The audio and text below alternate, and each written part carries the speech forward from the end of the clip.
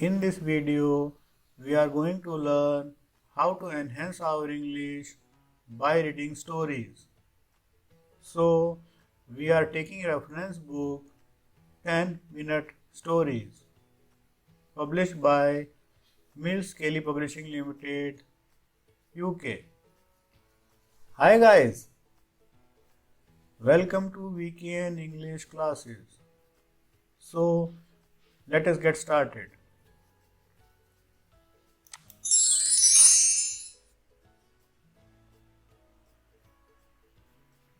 Today I am going to narrate a story. Name of the story is A Midsummer Night's Dream. The story is retold by E. Nesbit. Herminia and Lysander were in love, but Herminia's father wished her to marry another man named Demetrius. Now, in Athens, where they lived, there was a wicked law by which any girl who refused to marry according to her father's wishes might be put to death. Herminia's father was so angry with her for refusing to do as he wished that he actually brought her before the Duke of Athens to ask that she might be killed if she still refused to obey him. The Duke gave her 4 days to think about it, and at the end of that time, if she still refused to marry Demetrius, she would have to die.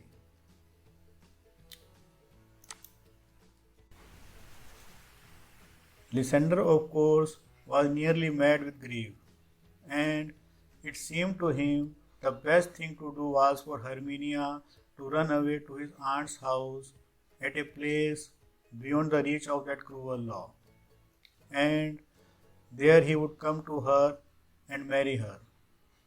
But before she started, she told her friend Helena what she was going to do. Helena had been Demetrius' sweetheart long before his marriage with Herminia had been thought of, and being very silly, like all jealous people, she could not see that it was not poor Herminia's fault that Demetrius wished to marry her instead of his own lady, Helena. She knew that if she told Demetrius that Herminia was going, as she was, to the wood outside Athens, he would follow her, and I can follow him, and at least I shall see him, she said to herself. So she went to him and betrayed her friend's secret. Now, this wood where Lysander was to meet Herminia and where the other two had decided to follow them was full of fairies, as most woods are, if one only had the eyes to see them. In this wood, on this night, were the king and queen of the fairies, Oberon and Titania. Now, fairies are very wise people, but now and then they can be quite as foolish as mortal folk. Oberon and Titania, who might have been as happy as the days were long, had thrown away all their joy in a foolish quarrel. They never met without saying disagreeable things to each other and scolded each other so dreadfully that all the little fairy followers, for fear, would creep into acorn cups and hide there. So, instead of keeping one happy court and dancing all night through in the moonlight, as his fairies used, the king, with his attendants, wandered through one part of the wood, while the queen, with hers, kept state in another. And the cause of all this trouble was a little Indian boy, whom Titania had taken to be one of her followers. Oberon wanted the child to follow him and be one of his fairy knights, but the queen would not give him up. On this night, in a mosey moonlit glade, the king and queen of the fairies met. "I'll met by moonlight, proud Titania," said the king. "What? Jealous Oberon?" answered the queen. "You spoil everything with your quarreling. Come, fairies, let us leave him. I am not friends with him now. It rests with you to make up the quarrel," said the king. "Give me that little Indian boy, and I will again be your humble servant and suitor." "Set your mind at rest," said the queen. "Your whole fairy kingdom buys not that boy from me. Come, fairies."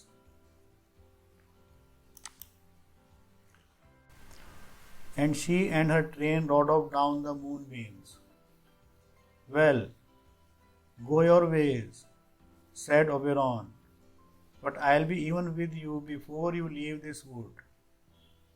Then Oberon called his favorite fairy, Puck, the spirit of mischief.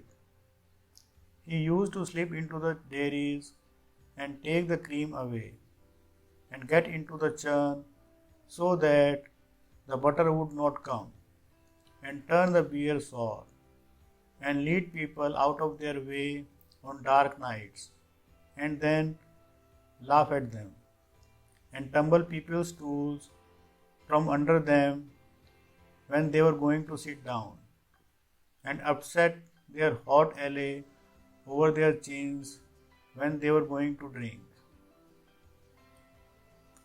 "Now," said Oberon to this little sprite, "fetch me the flower called love and idleness.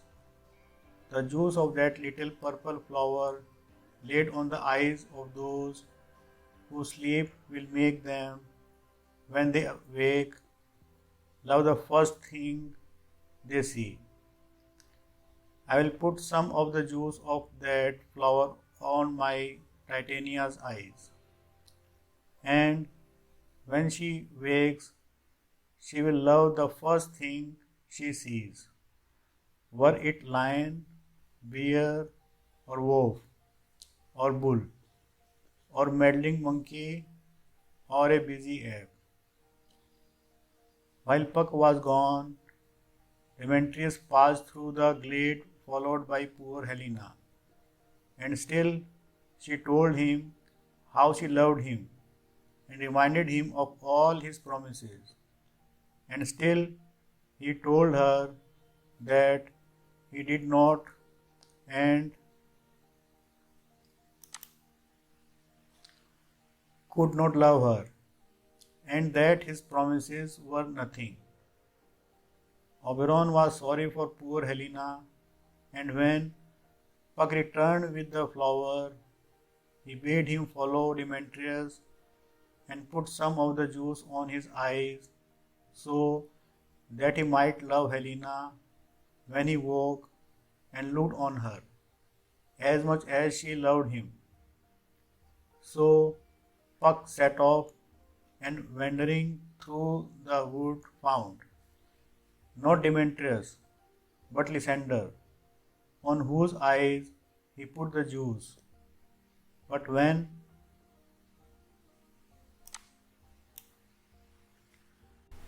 Lysander woke, he saw not his own Herminia but Helena, who was walking through the wood looking for the cruel Demetrius. Directly he saw her, he loved her, and left his own lady under a spell of purple flower. When Herminia woke, she found Lysander gone, and wandered about the wood trying to find him. Puck went back and told Oberon what he had done, and Oberon soon found that he had made a mistake. and set about looking for Demetrius. And having found him, put some of the juice on his eyes. And the first thing Demetrius saw when he woke was also Helena. So now Demetrius and Lysander were both following her through the wood, and it was Hermia's turn to follow her lover as Helena had done before. The end of it was that Helena and Hermia began to quarrel, and Demetrius and Lysander went off to fight. Oberon was very sorry to see his kind scheme to help these lovers turn out so badly. So he said to Puck, "These two young men are going to fight. You must overhang the night with drooping fog, and lead them so astray that one will never find the other. When they are tired out, they will fall asleep. Then drop this other herb on Lysander's eyes. That will give him his old sight and his old love. Then each man will have the lady who loves him, and they will all think that this has been only a midsummer night's dream. Then, when this is done, all will be well with them." So Puck went and did as he was told, and when the two had fallen asleep without meeting each other, Puck poured the juice on Lysander's eyes and said, "When thou wakest, thou takest true delight in the sight of thy former lady's eye. Jack shall have Jill, naught shall go ill." Meanwhile, Oberon found Titania asleep on a bank where grew wild thyme, oxlips, and violets, and woodbine, musk roses, and eglantine. There, Titania always slept a part of the night, wrapped in the enameled skin of a snake. Oberon stooped over her and laid the juice on her eyes, saying, "What thou seest when thou wake, do it for thy true love take." Now it happened that when Titania woke, the first thing she saw was a stupid clown, one of a party of players who had come out into the wood to rehearse their play. This clown had met with Puck, who had clapped an ass's head on his shoulders so that it looked as if it grew there. Directly, Titania woke and saw this dreadful monster. She said, "What angel is this? Are you as wise as you are beautiful?" "If I am wise enough to find my way out of this wood, that's enough for me," said the foolish clown. "Do not desire to go out of the wood," said Titania. The spell of the love juice was on her, and to her the clown seemed the most beautiful creature on the earth. "I love you," she went on. "Come with me, and I will give you fairies to attend on you." So she called 4 fairies, whose names were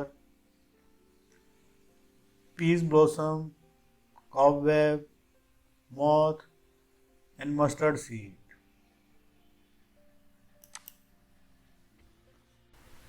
"You must attend this gentleman," said the queen. "Feed him with apricots and dewberries, purple grapes, green figs, and mulberries. Steal honey bags for him from the bumblebees, and with the wings of painted butterflies fan, the moonbeams from his sleeping eyes. I will, said one of the fairies, and all the others said, I will. Now sit down with me, said the queen to the clown, and let me stroke your dear cheeks and stick musk roses in your smooth, sleek head, and kiss your fair large ears, my gentle joy. Where is Peace Blossom? Asked the clown with the ass's head. He did not care much about the queen's affection, but he was very proud of having fairies to wait on him. Ready? Said Peace Blossom. Scratch my head, Peace Blossom, said the clown. Where is Cobweb? Ready? Said Cobweb. Kill me, said the clown. The red bumblebee on the top of the thistles yonder, and bring me the honey bag. Where is mustard seed? Ready, said mustard seed. Oh, I want nothing, said the clown. Only just help Cobweb to scratch. I must go to the barber's for methinks I am marvelous hairy about the face. Would you like anything to eat? Said the fairy queen. I should like some good dry oats, said the clown, for his donkey's head made him desire donkey's food, and some hay to follow. Shall some of my fairies fetch you new nuts from the squirrel's house? Asked the queen. I would rather have a handful or two of good dried peas, said the clown. But please, don't let any of your people disturb me. I am going to sleep. Then, said the queen, and I'll wind thee in my arms. And so when Oberon came along, he found his beautiful queen lavishing kisses and endearments on a clown with a donkey's head. And before he released her from the enchantment, he persuaded her to give him the little Indian boy he so much desired to have. Then he took pity on her and threw some juice of the disenchanting flower on her pretty eyes. And then, in a moment, she saw plainly the donkey-headed clown she had been loving, and knew how foolish she had been. Oberon took off the ass's head from the clown and left him to finish his sleep with his own silly head lying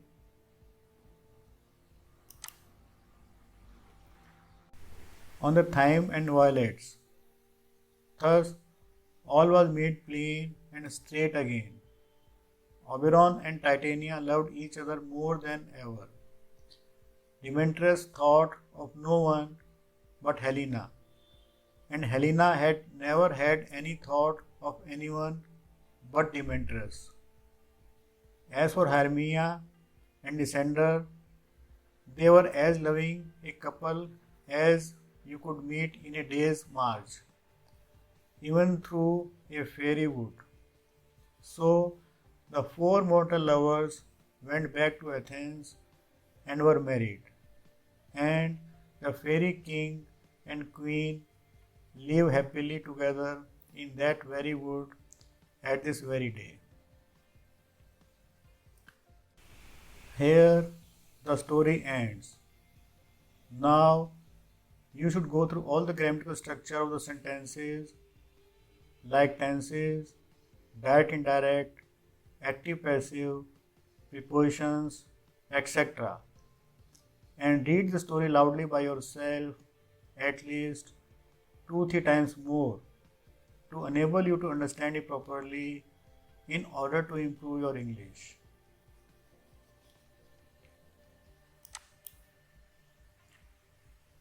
Thanks for watching this video. Please subscribe, like, and share this channel. I will see you in my next video. Till then, bye bye. Happy learning.